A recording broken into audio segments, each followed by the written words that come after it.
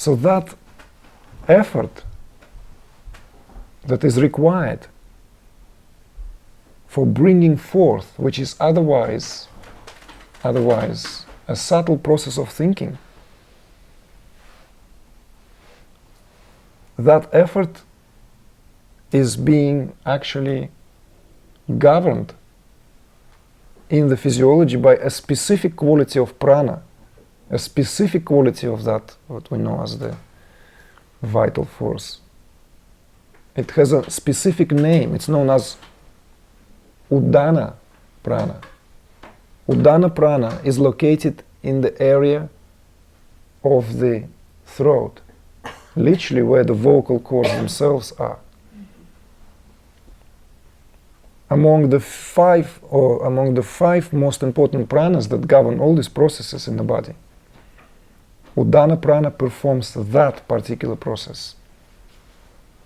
It moves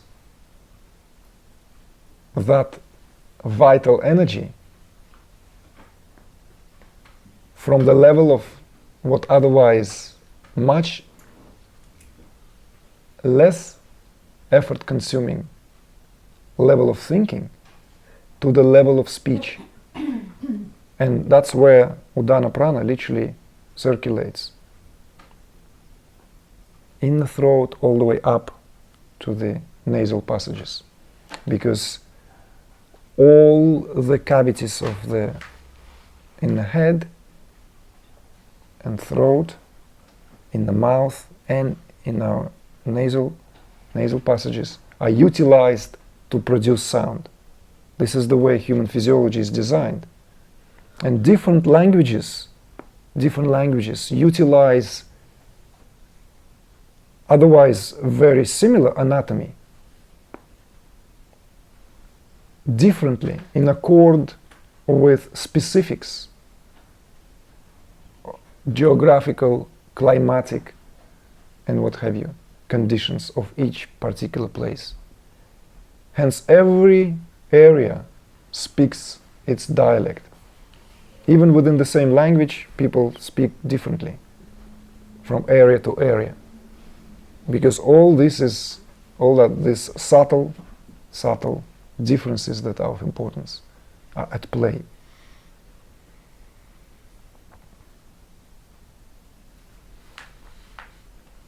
But our attention today, I feel, should be not so much on these particularities, on these very specifics, although I'm very open to go into it if there is a need, if there is a, let's say, a question or requires to go there. But mostly to stay with that theme of 4 levels of speech so that we can map them and at the same time have, however tentative, experiential feel of each of these levels, which will give us a greater understanding of how consciousness works within ourselves and how consciousness conceals itself within itself through the limitation of the language, and how then language itself could be utilized to transcend or trace its way back. This is the only value that language has, is that very inherent capacity which can conceal truth. By the same token, it can reveal the truth. Otherwise, there's no use of language whatsoever in terms of spiritual, let's say, dialogue. Many things come up, and they're like different disciplines of Vedic knowledge that I feel are part of this also. And also what you just said, which is so along the lines of what you speak of anyway, is about, to me, I had an experience today where I had something and then I wrote someone an email, and after I wrote it I felt so much better because I had expressed it. So this, because we're alive, the need to express what comes to mind, and to, because there's this process of life, otherwise we're like isolated, like solitary confinement, and it's not very alive. So just the moving from one email to someone else's inbox, just that flowing of life and electrical energy of circuitry of light, lighting up. That's one thing that just came now. But also, in the past, I had a teacher who has extensive knowledge on micro chakras, and the fifth micro chakra of the first chakra, which also is where Ganesh resides, has to do. That's when the baby, when that starts vibrating and opening up in the left channel, that's when speech. That has to do with speech. That's when speech starts coming, when that starts opening, or however many petals of it does, and that's beyond my knowledge. But fifth chakra, fifth micro chakra of the first chakra means fifth chakra, throat chakra, and how that's that orchestration of all of that, and that there's a fifth chakra in every chakra, and just how that elucidates itself. And also Mercury is the planet for communication and speech. And so in each person, Mercury is somewhere in some situation, and it's very karmic, so it has a history. It's like a developmental process as well, in that flow of how are we evolving and how can we remedy some of the things that are in our way, so that we don't have to be bound by something. So there's just so much elucidation that's possible to help us progress beyond the education we're given, without that sense of para. Like, I think we're tuned in more to para, is what you're saying, so more light is coming in, so we can reach deeper into knowledge and make use of that, and give it or help. Definitely. I mean, the 4 levels of speech actually viewed as fundamental to the understanding of these respective traditions of which we speak today. They're fundamental, as well as could be viewed as the point of ground. Because in addition to what you just brought up, we could say that even the respective ages, the 4 ages or the yugas, can be viewed as manifestation of that very process, where para would coincide with the golden age, right? And Pashyanti with that which is the second yuga, right? Where the Madhyama would be coinciding with that which is preceding our Kali Yuga. More dense. Yeah. The denser. So, and hence, and the language itself is born when? Language itself is born precisely on the verge of Pashyanti and Madhyama. Because in the time when communication is actually beyond particular, that on the level of the waves, it's, let's say, telepathic. Yeah, exactly. Right? When we all in that, when we share that field, and it's given, nothing is required. Hence, what's the need for the language? But language itself comes into being at that break, let's say, at that phase where Pashyanti moves to Madhyama, with that tipping point where wave collapses into a particle. But I don't want us to lose ourselves completely, so I'm not going to go into all these specifics of various chakras, but in relation to what you said prior to that, in terms of the need to communicate, it has 2 points that I'd like to bring my attention to this, what you said. First is that absolutely, it is consciousness itself that expresses itself in its fullest through that instrumentality and through that, let's say, marvel as speech. So we are eager to communicate. However, what happens is that once our awareness becomes identified at the expense of being firmly, let's say, rooted in subtler regions of speech, it then becomes surface only. And it comes a moment when we can only communicate on the level of gross verbal expression. You see, the subtler, let's say, the subtler spheres our consciousness rests upon, the less it is in need to express itself constantly through the more manifest oral way. And it is very well known, someone who is actually very much in the possession of his own or her own self can speak and enjoy communication, but likewise it can enjoy hours, days, if not more, of silence. Nothing really suffers there, because within that silence all communications are in a molten state, in a latent state. This is how we need to understand this, is that the waves bring this progressively expanding or progressively quantifying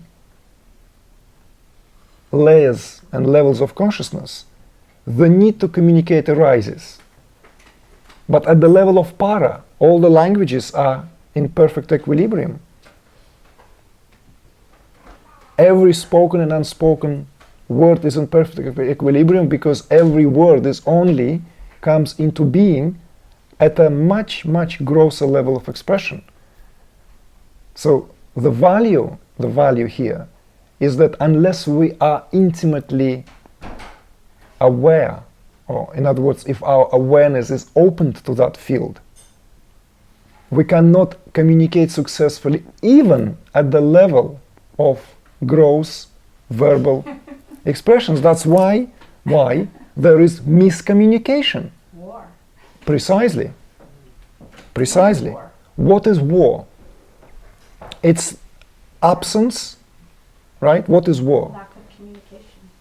We can trace that all the way there. It's the absence of equilibrium.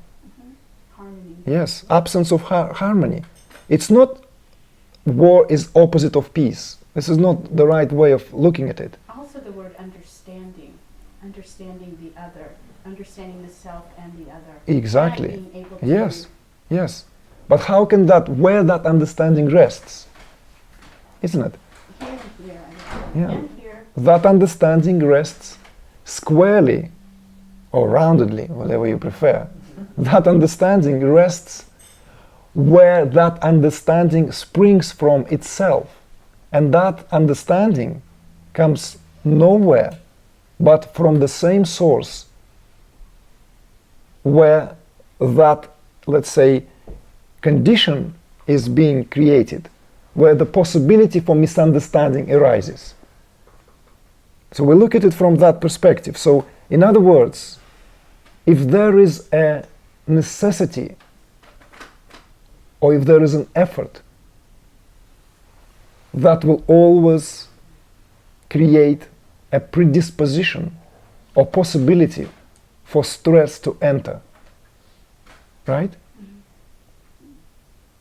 And that stress, when it builds up, reaches a culminating point when it can take no longer, and it breaks as conflict or lack of understanding.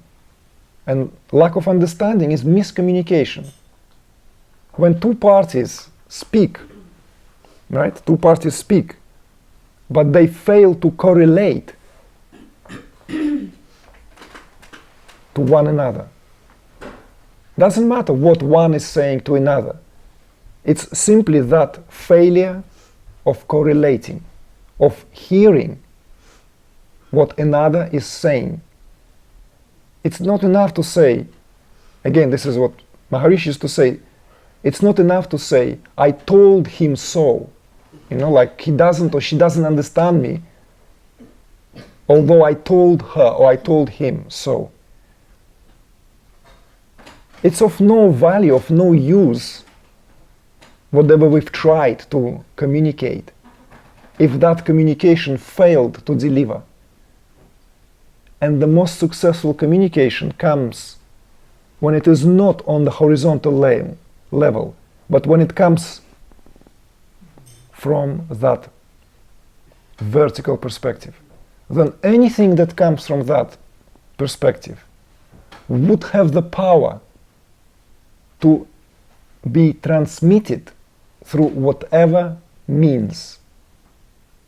It needs to reach the other, you see, on a horizontal plane. But when there's a lack of that advanced place, that capacity, then sometimes it's actually helpful to say, is this what I understand? No, it's this. Oh, it mean, not exactly. I mean this, so that there's, that when you don't have that advance, you have a lot of back and forth, but you have to also have the capacity to have that. Beautiful. In other words, it's not enough just to trying to convey something to someone, but the level of consciousness of the one to whom something is being conveyed has to meet at least halfway through. Well, and I have a teacher. So in other words, because I want to because what you brought up is a very necessary exposition, which allows us to, yes, it's absolutely true. It's not enough to just try to convey truth or try to convey knowledge or try to convey understanding and demand that to be immediately picked up. The level of consciousness, the level of awareness of the audience or of the other to whom that is being communicated has to be brought to the level where it can perceive that, and that's what I said, at least to meet halfway through. You see? Yeah, so in other words, it's not just about keep trying to relate something. Then there comes a moment when you have to be directly in touch with that para level of speech within you, on both sides, on the side of the communicator and on the side of the one who is or to whom the truth is being communicated. And that is one of the tragedies of spiritual discourse, or one of the, let's say, limitations, because very or all too often teacher, a guide, a speaker, whomever he happened to be, trying to communicate that,